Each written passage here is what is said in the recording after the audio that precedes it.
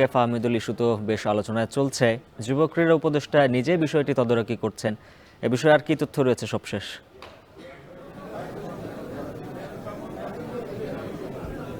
উজ্জ্বল, কালকে কিন্তু বাংলাদেশ জাতীয় দল শিলংয়ের উদ্দেশ্যে রওনা দেবে। সেক্ষেত্রে আর আগে আসলে ম্যাচের প্রস্তুতি নিয়ে সবকিছু বিষয়ে আলোচিত করার জন্যই কিন্তু আজকে প্রেস সংবাদ সম্মেলনের আয়োজন করেছে বাফুফে, এবং একটু পরে আসলে আলোচনা অনুষ্ঠান শুরু হবে।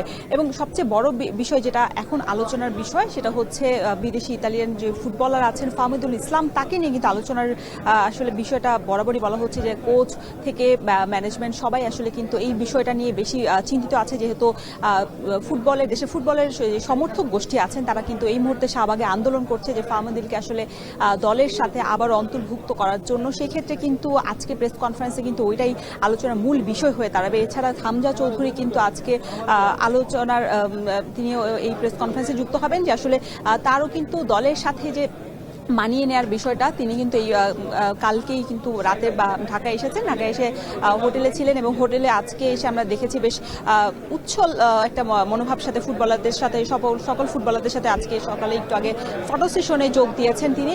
এবং ফুটবলার হিসেবে দলের সাথে যে মানিয়ে নেওয়ার বিষয়টা অনেকটাই আসলে তিনি কম সময় পাচ্ছেন, যেহেতু তিনি লন্ডনে এসেছেন, লন্ডন থেকে পরশুদিন এসেছেন। সেক্ষেত্রে আসলে 5টা সেশন কিন্তু তিনি পাবেন 25 তারিখ ম্যাচের আগে। সেক্ষেত্রে এই বিষয়টা আসলে গুরুত্বপূর্ণ। এবং দলে যেহেতু এখন 29 জন প্লেয়ার আছেন, সেই বিষয়ে আসলে কারা দলে জায়গা পাচ্ছেন না পাচ্ছেন, ফাহমিদুলের বিষয়টা আসলে শেষ পর্যন্ত কি সিদ্ধান্ত নেন বাফুফে, সেটাও কিন্তু আরেকটা বিষয়।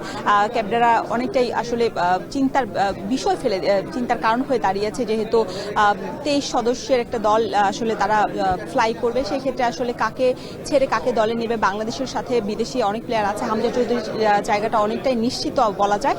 সেই ক্ষেত্রে ফাহমিদুলকে শেষ পর্যন্ত আসলে ফুটবল সমর্থক গোষ্ঠীদের চাপে সেক্ষেত্রে ফাহমিদুলকে ফিরে আনা হবে কিনা, সেইখানে আমরা আসলে সংবাদ সম্মেলনের পরেই জানতে পারবো। উজ্জ্বল,